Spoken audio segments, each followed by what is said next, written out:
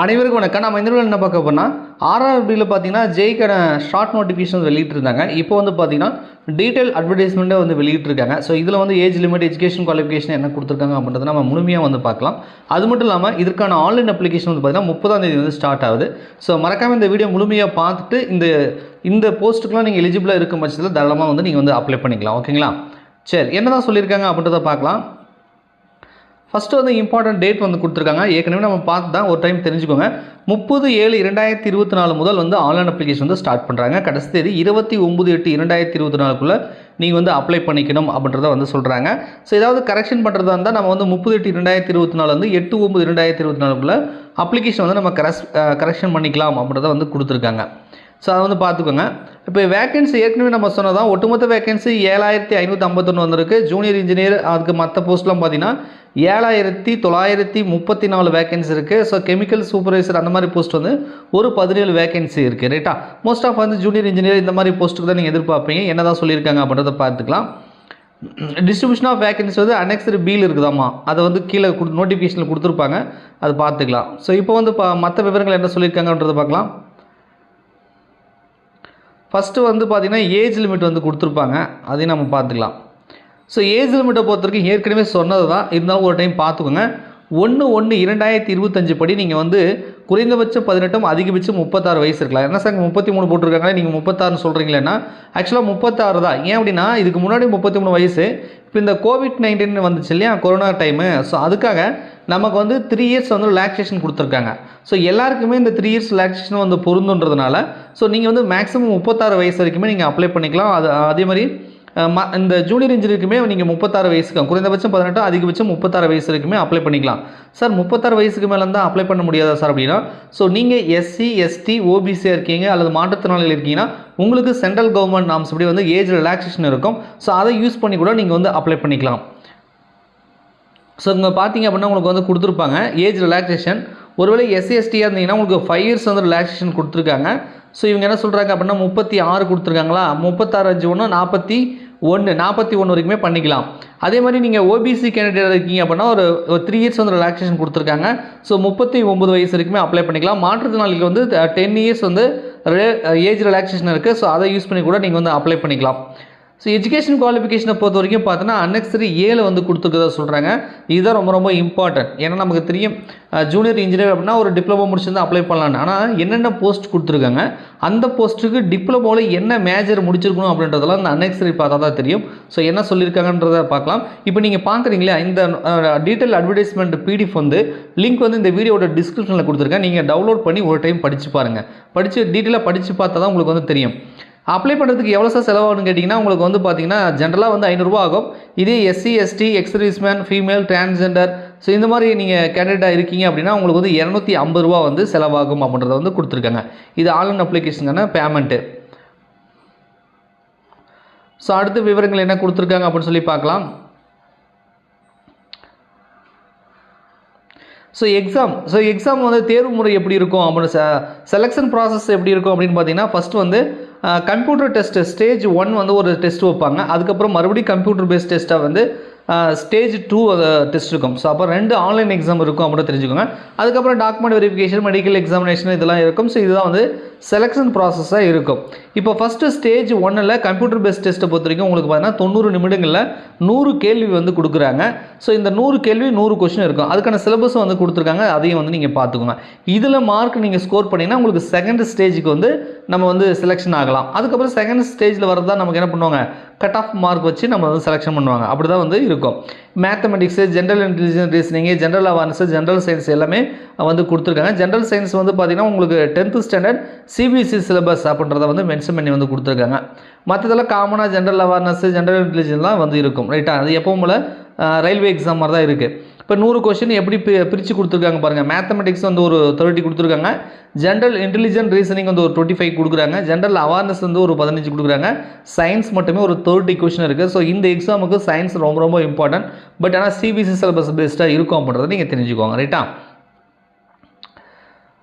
this section distribution given above the only indicate அதாவது இந்த variation வந்து 1 or 2 கொஸ்டின் வந்து டிஃப்ரென்ஸ் இருக்குன்றாங்க. எக்ஸாக்டாக கரெக்டாக இந்த கொஸ்டின் இருக்குன்னு சொல்ல முடியாது. 1 2 3 இருக்குன்றது சொல்கிறாங்க. இதே நீங்கள் செகண்ட் ஸ்டேஜுக்கு பார்த்தீங்க அப்படின்னா எவ்வளோ வேகன்சி இருக்கோ அதுக்கு வந்து 50 ஒரு வேகன்சிக்கு 15 பேர் வீதம் வந்து கூப்பிடுறதா வந்து சொல்கிறாங்க. 15 டைம்ஸ் அப்படின்றத கம்யூனிட்டி வைஸாக வந்து கூப்பிடுவாங்க. இதில் நம்பர் ஆஃப் கொஸ்டின் வந்து 150 கொஸ்டின் வந்து இருக்குன்றாங்க. இதுக்கான சிலபஸ் வந்து general awareness, physics and chemistry, basic computer application, basic environment and pollution control, அப்புறம் டெக்னிக்கல் அபிலிட்டி அப்படின்றத கொடுத்துருக்காங்க. இந்த டெக்னிக்கல் அபிலிட்டி அப்படின்றது அந்த எஜுகேஷன் குவாலிஃபிகேஷன் சம்மந்தமாக நீங்கள் என்ன மேஜர் முடிச்சிருக்கீங்களோ அது ரிலேட்டடாக இருக்கும். அது வந்து குரூப்பாக பிரிச்சிருக்காங்க. ஸோ நீங்கள் எந்த போஸ்ட்டுக்கு அப்ளை பண்ணுறீங்களோ அந்த குரூப் ரேஞ்சுக்கு வந்து உங்களுக்கு எக்ஸாம் இருக்கும். ரைட்டா? இதில் வந்து பார்த்தீங்கன்னா ஜென்ரல் அவேர்னஸ் வந்து ஒரு 15, ஃபிசிக்ஸ் கெமிஸ்ட்ரி ஒரு 15, பேசிக் கம்ப்யூட்டர் நாலேஜ் ஒரு 10 கொஸ்டின் வரும், பேசிக் என்விரான்மெண்டல் பொல்யூஷன் கண்ட்ரோல் வந்து ஒரு 10 கொஸ்டின் இருக்கும். ஸோ உங்கள் மேஜர் பேப்பர் நான் சொன்னாலே இதான் வந்து மேஜர் பேப்பர்.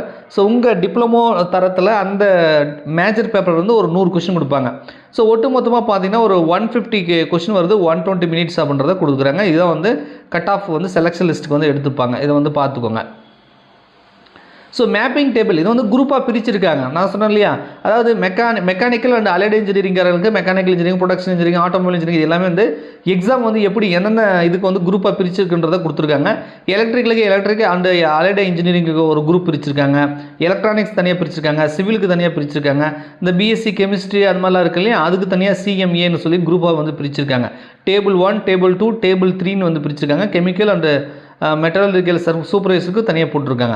ஸோ வந்து எக்ஸாம் வந்து பார்த்தீங்கன்னா இந்த மாதிரி குரூப்பாக பிரித்து இந்த இதுக்கு தனித்தனியாக தான் வந்து மேஜர் வந்து எக்ஸாம் நடக்கும். அதுக்கேற்ற மாதிரி தான் சிலபஸ் வந்து கொடுத்துருப்பாங்க. அதில் அனெக்ஸரில் வந்து கொடுத்துருக்காங்க, பார்த்துக்கோங்க. நார்மலைசேஷன் பண்ணுவாங்க, ஏன்னா ஆன்லைன் எக்ஸாம்ன்றதுனால நார்மலைசேஷன் பண்ணுவாங்க. அவுட் டு அப்ளை எப்படி அப்ளை பண்ணணும், என்னென்ன தேவைப்படுதுன்றதெல்லாம் தெளிவாக வந்து டீட்டெயில் நோட்டிஃபிகேஷன் கொடுத்துருக்காங்க. நீங்கள் டவுன்லோட் பண்ணி செக் பண்ணிக்கோங்க.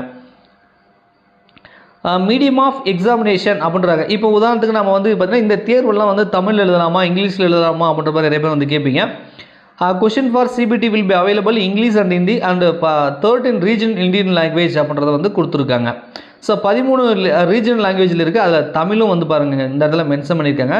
ஸோ தமிழ்லையுமே வந்து கேள்விகள் வரும், தமிழ் மீடியத்துலையுமே கேள்விகள் வரும் அப்படின்றத நீங்கள் தெரிஞ்சுக்கோங்க. ரைட்டா? ரீசெக் சப்மிஷன் அதெல்லாம் போட்டிருக்காங்க. ஆஃப்டர் த சப்மிஷன் அப்ளிகேஷன் அதாவது நம்ம இது பண்ணுறது அப்ளிகேஷன் கேண்டிடேட் டைரக்டட் ப்ளீஸ் போட்டிருங்க. Finally accept the online application. So நிறைய இன்ஸ்ட்ரக்ஷன் வந்து கொடுத்துருப்பாங்க. மாடிஃபிகேஷன் அப்ளிகேஷன்லாம் என்ன பண்ணுறது அப்படின்லாம் வந்து கொடுத்துருக்காங்கப்பா. ரைட்டு, இதெல்லாம் முழுமையாக நீங்கள் இதெல்லாம் படித்து காட்டணும்னா லேட் ஆகும். நான் முக்கியமான விவரங்கள் மட்டும் சொல்கிறேன், நோட் பண்ணிக்கோங்க. மற்ற விவரங்கள் வந்து இந்த அட்வர்டைஸ்மெண்ட் பிடிஎஃப் வந்து டவுன்லோட் பண்ணி ஒரு டைம் வந்து படித்து பாருங்கள். ஓகேங்களா? நான் பிடிஎஃப் லிங்க் இந்த வீடியோட டிஸ்கிரிப்ஷன்லேயே நான் கொடுத்துட்றேன். நம்ம டெலிகிராம் சேனலில் காலையிலே வந்து ஷேர் பண்ணிட்டேன். நான் டெலிகிராம் சேனலில் இருந்தீங்க அப்படின்னா நீங்கள் டவுன்லோட் பண்ணியிருப்பீங்க. ரைட்டா? சரி, இந்த அன்எக்ஸரில் ஏபியில் வந்து கொடுத்துருந்தாங்க இல்லையா, அது என்னென்னா கொடுத்துருக்காங்க அப்படின்றத பார்க்கலாம். இங்கே வருங்க, இது வந்து அனெக்ஸரி ஏ. ஸோ இதில் தான் வந்து எஜுகேஷன் குவாலிஃபிகேஷன் வந்து கொடுத்துருக்காங்க. இதான் ரொம்ப ரொம்ப இம்பார்ட்டன்ட். இப்போ நீங்கள் வந்து கெமிக்கல் சூப்பர்வைசர் ரிசர்ச்சுக்கு அப்ளை பண்ணுறீங்க டிபார்ட்மெண்ட், இது வந்து மெக்கானிக்கல் டிபார்ட்மெண்ட்டில் அந்த குரூப்பில் பிரித்து போட்டிருக்காங்க இருக்கும். இது பாருங்கள், degree of it's equal to chemical technology from recognised university அந்த மாதிரி வந்து நீங்கள் படித்து ஒரு டிகிரி முடிச்சிருக்குன்றாங்க. அது வந்து it's equivalent in chemical technology equivalent அல்லது இது படிச்சிருக்கணும் அப்படின்றத இங்கே கொடுத்துருக்காங்க. டிகிரி ஆர் இட்ஸ் ஈக்குவலண்ட் மெட்டாலஜிக்கு இது படிச்சிருக்கணும் அப்படின்றாங்க. ஜூனியர் இன்ஜினியர் எலக்ட்ரிக்கல் அதை வந்து பார்த்தீங்கன்னா உங்களுக்கு வந்து என்ன பிடிச்சிருக்கணும், 3 இயர்ஸ் டிப்ளமோ இன் மெக்கானிக்கல் அல்லது வந்து எலக்ட்ரானிக் இன்ஜினியரிங் அப்படின்னு போட்டிருக்காங்க. அல்லது பியில் வந்து combination of any sub stream of basic stream mechanical electronic engineering முடிச்சிருக்கணும் அப்படின்றத வந்து கொடுத்துருக்காங்க. ஸோ டிப்ளமோ முடிச்சவங்க என்னென்ன போஸ்ட்டுக்கு டிப்ளமோவில் என்னென்ன மேஜர்ன்றதை மென்ஷன் பண்ணியிருப்பாங்க. 3 years diploma in civil engineering அல்லது BSc in civil engineering for the 3 years duration முடிச்சிருந்தா இதுக்கெலாம் நீங்கள் அப்ளை பண்ணலான்னு சொல்லி ஒவ்வொரு போஸ்ட்டுக்கு நேராகவும் அவங்க கொடுத்துருப்பாங்க.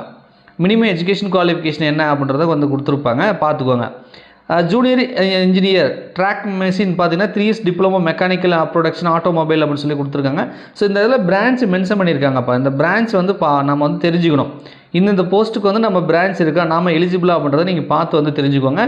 எஜுகேஷன் குவாலிஃபிகேஷன் வந்து அன்எக்ஸரி ஏல வந்து தெளிவாக கொடுத்துருக்காங்க அப்படின்றத தெரிஞ்சுக்கிட்டு இதை டெவலப் பண்ணி ஒரு டைம் வந்து படித்து பாருங்கள். ஓகேங்களா? டீட்டெயில் மெர்ஜ்டு கேட்டகரிஸ் அப்படின்னு சொல்லி வந்து போட்டிருக்காங்க. இதையும் வந்து பார்த்துக்கோங்க. ஸோ அடுத்தது வந்து வேக்கன்சி டேபிள். இப்போ நீங்கள் வந்து பார்த்தீங்க இல்லையா, இது வந்து ஒட்டுமொத்த வேகன்சி தான் பார்த்துருப்பீங்க. இப்போ ஒவ்வொரு போஸ்ட்டுக்கும் என்ன டிபார்ட்மெண்ட்டு, அதுக்கு சப் டிபார்ட்மெண்ட் என்ன, ஒவ்வொரு கம்யூனிட்டிலையும் எவ்வளோ வேகன்சி இருக்குது அப்படின்றதும் வந்து இந்த இடத்துல மென்ஷன் பண்ணியிருக்காங்க. ஸோ இதில் பார்த்தீங்கன்னா தெரியும். அதே மாதிரி ஆர்ஆர்பி எந்தெந்த ரீஜனுக்கு வந்து எவ்வளோ வேக்கன்சின்றதை கொடுத்துருக்காங்க. இது அகமதாபாத் கொடுத்துருக்காங்க. ஸோ நீங்கள் அப்படியே ஸ்க்ரோல் பண்ணி பார்த்தீங்கன்னா உங்களுக்கு தெரியும். பெங்களூரு, போபால், மோஸ்ட்லி நம்ம சதர்ன் ரீஜியன் சென்னை ஏதாவது கொடுத்துருக்காங்களான்னு பார்க்கலாம். புவனேஸ்வர் கொடுத்துருக்காங்க, சண்டிகர் கொடுத்துருக்காங்க. அதாங்க ஆர்ஆர்பி சென்னை இருக்கா, ஆர்ஆர்பி சென்னை சதர்ன் ரீஜனாக ஆர்ஆர்பி சென்னை. ஸோ இதில் எவ்வளோ வேக்கன்சி இருக்குதுன்னு நம்ம பார்க்கலாம்.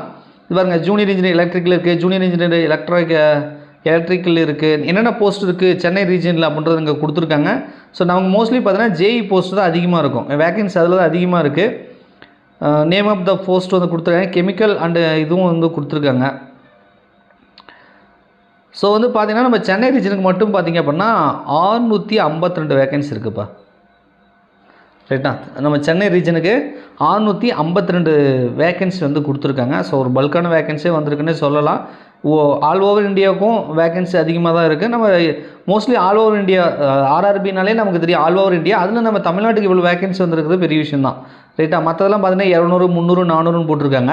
ஸோ நமக்கு 600+ வந்திருக்கிறது ஒரு நல்ல வேக்கன்சின்னு சொல்லலாம். ஸோ நீங்கள் ரயில்வே எக்ஸாமுக்குலாம் ப்ரிப்பேர் பண்ணுறீங்க அப்படின்னா 30ஆம் தேதி மறக்காமல் அப்ளை பண்ணுங்கள். உங்கள் நண்பர்கள் யாராவது ரயில்வே எக்ஸாம் எழுதுவாங்க அப்படின்னா ஸோ டீட்டெயில் நோட்டிஃபிகேஷன் கொடுத்துருக்காங்க சொல்லி இந்த வீடியோவை அவங்களுக்கு வந்து ஷேர் பண்ணுங்கள். வீடியோ பிடிச்சா மறக்காமல் லைக் பண்ணுங்கள். ஆர்ஆர்பி சம்மந்தமாக உங்களுக்கு வேறு எதுவும் சந்தேகங்கள் இருந்துச்சுன்னா கமெண்ட்ஸில் கமெண்ட் பண்ணுங்கள். நன்றி, வணக்கம்.